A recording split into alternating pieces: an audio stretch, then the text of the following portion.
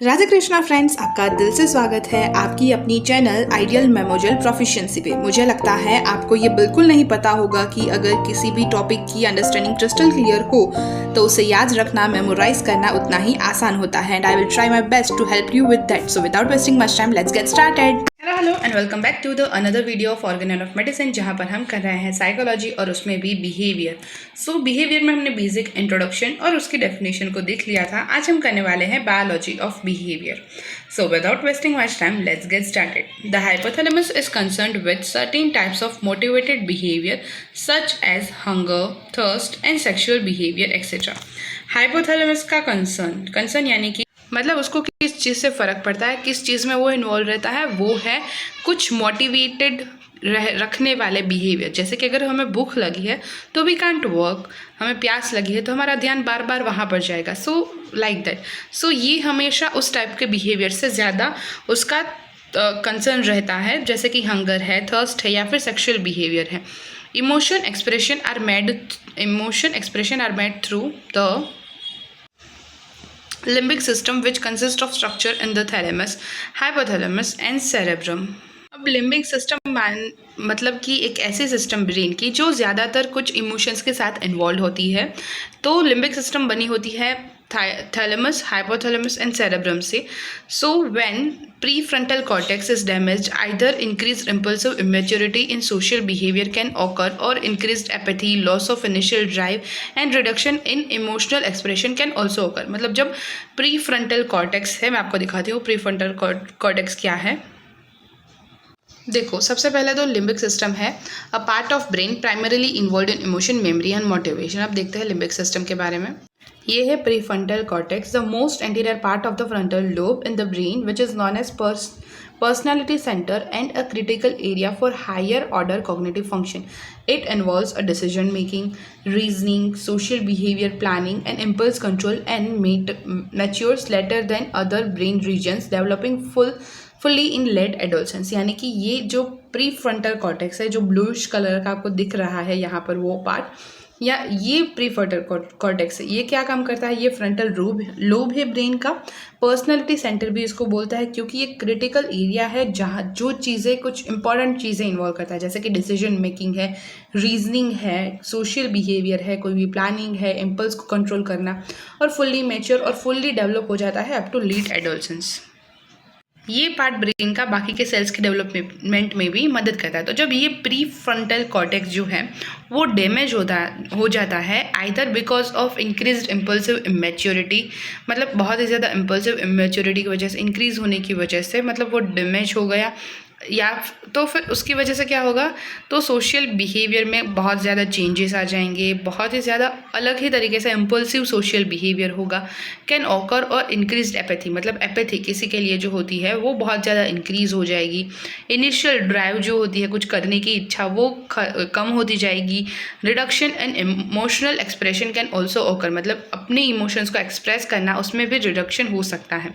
When the frontal lobe cerebral cortex is affected, movement of particular body structures will be affected which results in physical abnormalities of the behavior। मतलब जब ये frontal part है, frontal lobe है cerebral cortex का, वो affect होता है तो कुछ बॉडी स्ट्रक्चर्स के पर्टिकुलर मूवमेंट्स हैं उसमें अफेक्शन आ जाता है, वो अफेक्ट हो जाता है, जिसकी वजह से फिजिकल एबनॉर्मलिटीज़ है वो भी देखने को मिल सकती है बिहेवियर चेंजेस में। Different kind of human behaviour. अब हम यहाँ पर देखेंगे, अभी हमने देखा कि बायोलॉजी क्या है बिहेवियर के पीछे की। तो मेनली जो बिहेवियर है, आप मोटा मोटा समझ लो ऊपर ऊपर से, तो controlled by pre frontal cortex of the cerebrum, cerebral part. So अब हम देखेंगे कि कौन से different kinds of human behaviour हैं। तो to analyse and measure the behaviour, psychologist have divided behaviour into different classes. मतलब बिहेवियर को एनालाइज करने के लिए और बिहेवियर को मेजर करने के लिए जो भी साइकोलॉजिस्ट थे उन्होंने बिहेवियर को डिफरेंट क्लासेस में डिवाइड कर दिया। Classification of human behaviour given below, जो भी क्लासिफिकेशन है ह्यूमन बिहेवियर का वो कुछ इस तरीके से है।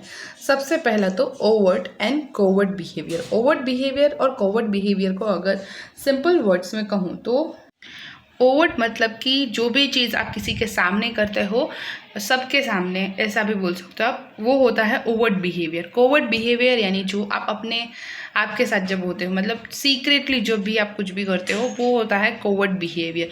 ओवर्ट बिहेवियर का अब देखते हैं इसमें क्या मेंशन किया गया है। The behaviour that is observable by others and can be seen readily, for example laughing, shouting, talking etcetera. तो ओवर्ट बिहेवियर है यानी कि ऐसा बिहेवियर जिसे सामने वाले लोग, दूसरे लोग ऑब्जर्व कर सके और उसे रेडीली जैसा है वैसा देख सके। फॉर एग्जाम्पल आप जब हंसते हो, आप जब शाउट करते हो, आप जब किसी के साथ बात करते हो, वो सारी चीज़ें। कोवर्ट बिहेवियर क्या होता है? The behaviour that is internal therefore not observable and can not be seen. ये एक ऐसा बिहेवियर है जो आपके अंदर होता है और इसी वजह से हम उसे देख नहीं पाते। This comes in the form of feelings. इस चीज़ को हम अपनी फीलिंग्स के फॉर्म में, अपने थॉट्स के फॉर्म में और अपने मोटिव्स के फॉर्म में एक्सप्रेस करते हैं। जैसे कि हैप्पीनेस है, उसको भी हम अपनी फीलिंग्स के थ्रू, लव है, एंग्रीनेस है, फिर इमेजिनेशंस हैं। तो ये सारी चीज़ें हैं, ये कोवर्ट बिहेवियर हो गया जो हमारा अंदर का बिहेवियर होता है, जो अंदर चीज़ें होती है जिसे हम देख नहीं पाते लेकिन हम उससे एक्सप्रेस करते हैं, वो सारी चीज़ें। अब दूसरा है conscious and unconscious behaviour. Sigmund Freud, a psycho analyst, classified behaviour according to person's awareness of his behaviour to wit. मतलब कि जो सिगमंड फ्रॉइड थे उन्होंने बिहेवियर को क्लासिफाई किया किसी भी पर्सन की अवेयरनेस के बेसिस पर, और इसीलिए ये क्लासिफिकेशन है conscious behaviour and unconscious behaviour. अब इसमें तो हमें नाम से ही पता चल जाता है, कॉन्शियस बिहेवियर यानी कि जो हमने पूरे होशो हवास में किया होता है वो। अनकॉन्शियस बिहेवियर यानी जब हम अपने होश में नहीं होते तब हमसे जो हो जाता है वो। So conscious behaviour, any behaviour that person is aware of, for example walking, eating etcetera. कोई भी बिहेवियर जिससे पर्सन अवेयर है कि मैं ये कर रहा हूँ, जैसे कि वॉकिंग है, ईटिंग है, वो सारी चीज़ें फॉर एक्सेट्रा। दूसरा है unconscious behaviour, any behaviour that person is not aware of. मतलब कि कोई भी बिहेवियर जिससे पर्सन खुद अवेयर नहीं है, वो चीज़ें उससे हो जाती है। जैसे कि मैनरिज्म, कुछ मैनर्स है उसकी जो होती है, उससे अनइंटेंशनली हो जाती है, वो जानबूझ के वैसा नहीं करना चाहते। जैसे कि बार बार पैरों को हिलाना, shaking of the legs while sitting, मतलब बोलते हैं कि पैर मत हिलाओ, नाखून मत खाओ। सो बाइटिंग ऑफ योर फिंगर्स, मतलब नाखून को खाना, ये सारी चीज़ें वो जानबूझकर नहीं करता, कुछ सोचते समय, कुछ करते समय अनजाने में उससे हो जाता है। तो अनकॉन्शियस बिहेवियर में ये आता है। Playing with your pen while listening to your teachers discussion. कई लोग साई होते हैं तो उसको बार बार अपनी कॉलर को पकड़ के बात करने का, या फिर अपने दोनों हाथों को ऐसे कुछ मूवमेंट करते हुए बात करने का कुछ उसको हैबिट होती है। तो मतलब ये पर्सन टू पर्सन डिपेंड होता है कि उसका अनकॉन्शियस बिहेवियर क्या है, कब वो अनकॉन्शियस बिहेवियर आपको दिखता है, सब कुछ। According to Freud, our unconscious is bigger than the conscious. So Freud के अकॉर्डिंग जो अनकॉन्शियस बिहेवियर है वो मे बी ज़्यादा है कॉन्शियस के कंपेयर में। यहाँ पर ये हो सकता है मेंशन करना चाहते हो, dreams and slip of the tongue phenomenon are some ways of releasing the unconsciousness. Dreams हैं, मतलब कि जो हमें सपने आते हैं वो कई बार स्लिप ऑफ द टंग हो जाती है, कुछ बोलना चाहते थे, कुछ बोल दिया कुछ और।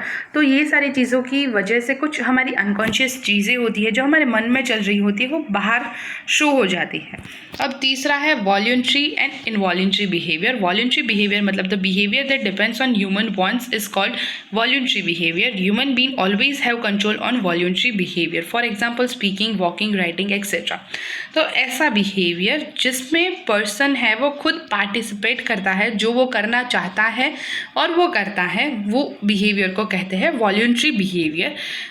और ह्यूमन बीइंग है वो हमेशा अपने इस वॉल्यूंट्री बिहेवियर को कंट्रोल कर पाता है। जैसे कि जैसे मैं भी बात कर रही हूँ, आपको समझा रही हूँ, समझाने की कोशिश कर रही हूँ। जब मैं चलूँगी तो वॉकिंग, राइटिंग, तो ये सब चीज़ें मेरे कंट्रोल में होंगी, तो मैं इसको वॉल्यूंट्री बिहेवियर के अंडर क्लासीफाई करूँगी। फिर है involuntary behaviour which occurs naturally is called involuntary behavior। तो ऐसे बिहेवियर जो नेचुरली होते रहते हैं उसे हम इनवॉल्यूंट्री बिहेवियर कहेंगे। इसको ऑफकोर्स हम कंट्रोल नहीं कर पाएंगे। जैसे जिसमें एग्जांपल में देखें तो movement of heart, taking of oxygen and giving up carbon dioxide, ये कुछ चीज़ें हैं जो नेचुरली होती है, इसमें हमें कुछ पार्टिसिपेशन करने की ज़रूरत नहीं होती। And we should be grateful for that. Accomplishment of one bad behavior may become the stimulus for further behavior। मतलब एक बिहेवियर के ख़त्म होते ही हो सकता है कि वो स्टिमुलस हो दूसरे बिहेवियर का शो अप करने के लिए, यानी कि एक हार्ट बीट रुक गई, दूसरी अचानक से स्टार्ट हो गई, एक हमने सांस ली, सांस छोड़ी, दूसरी सांस तो आ रही है। तो हम इसमें कुछ कंट्रोल, कभी कभी मेडिटेशन के टाइम पर वी आर फोकसिंग, बट ऐसा तो नहीं है 24 घंटे हम ही इसे कंट्रोल कर रहे हैं। So this is what here mentioned in involuntary behavior. It is possible to control such a behavior by education, training, experience and environment. मतलब इन चीज़ों को कंट्रोल करना पॉसिबल है bye education, by training, bye experience and environment. जैसा कि मैंने बोला कि मेडिटेशन के टाइम पर और हम वो करते हैं, लेकिन वो थोड़े टाइम के लिए। अगर किसी को 24 घंटे ये करना है तो they should gain knowledge about it, they should be trained in it, they should have experience in it, और वो कुछ एनवायरनमेंट में पॉसिबल है। अगर I am trying to focus on my breath और वहाँ पर कॉन्स्टेंट नॉइज़ है, बहुत ज़्यादा शोर शराबा है, तो क्या मैं फोकस कर पाऊँगी? 99% तो नो। सो ये चीज़ें हैं जो डिपेंड करती है कि इनवॉल्यूंटरी बिहेवियर है उसको हम कंट्रोल कर पाएंगे नहीं कर पाएंगे एंड ऑल दैट। फिर then fourth one is simple and complex behaviour. Simple behaviour क्या है और कॉम्प्लेक्स बिहेवियर क्या है? Simple derivative behaviour from environment cause and effect, मतलब वो बिहेवियर जो कोई ना कोई एनवायरमेंटल कोज की वजह से या फिर एनवायरमेंटल इफेक्ट की वजह से शो हो रहा है, वो सिंपल बिहेवियर है। जैसे कि कुछ ऑब्वियस रिएक्शंस होते हैं वो वाले। फिर है complex behaviour, relational behaviour from subjective mental process of the patient, मतलब कि जो रिलेशनल बिहेवियर है सब्जेक्टिव मेंटल प्रोसेसिंग के पेशेंट के, मतलब इसको समझाना चाहूँ तो सपोज कि यहाँ पर हम एक एग्जांपल लेते हैं कि कोई सब्जेक्टिव यानी कि कोई भी पर्सन उसकी मेंटल प्रोसेसिंग, मतलब उसके माइंड में कुछ चल रहा है, पेशेंट मेंशन किया तो कुछ उसको हुआ है जिसकी वजह से उसके माइंड प्रोसेस में बहुत कुछ चल रहा है और उसकी वजह से जो उसका बिहेवियर होगा वो उस वजह से होगा, यानी रिलेशनल बिहेवियर होगा। सो मे बी यहाँ पर ये समझना चाहते हैं कि complex behaviour means a relational behaviour from subjective mental process of the patient. Fifth one is rational and irrational behaviour. Rational it is the action that is done with the reason. Rational behaviour यानी कि जिस चीज़ को आप explain कर सको, जिस चीज़ का कोई रीज़न हो, मतलब आपने ऐसा क्यों बिहेव किया ये रीज़न की वजह से। So it is the action that is done with the reason and irrational action that are done automatically. और कुछ इरेशनल एक्शंस होते हैं जो अपने आप हो जाते हैं, जो आपके कंट्रोल में नहीं होते। So this is the 5 points. सबसे पहले हमने देखा कि बायोलॉजी ऑफ बिहेवियर, फिर हमने देखा different kinds of human behaviour जिसमें हमने स्टार्ट किया ओवर्ट एंड कोवर्ट बिहेवियर, फिर कॉन्शियस एंड अनकॉन्शियस बिहेवियर। उसके बाद हमने उसको डिस्क्राइब करने के बाद देखा voluntary involuntary behaviour and then rational and simple and complex behaviour and then rational and irrational behaviour. तो यहाँ तक हमने इस वीडियो को कंप्लीट किया, कवर अप किया। यहाँ तक हमने सारी चीज़ों को अब देखेंगे नेक्स्ट वीडियो से। कैरेक्टरिस्टिक्स ऑफ ह्यूमन बिहेवियर, क्या क्या कैरेक्टरिस्टिक्स है ह्यूमन बिहेवियर की। मिलते हैं नेक्स्ट वीडियो में, तब तक के लिए tata, see you, bye bye and take care. Hope this video will be helpful to you and thanks for watching this video till now. Thank you so much guys for watching this video till now. Also give your valuable feedbacks and suggestions in comment section. और हाँ, like करना, share करना and subscribe करना गलती से भी मत भूलना। Stay tuned, take care। मिलते हैं नेक्स्ट वीडियो में, तब तक के लिए टाटा, बाय बाय।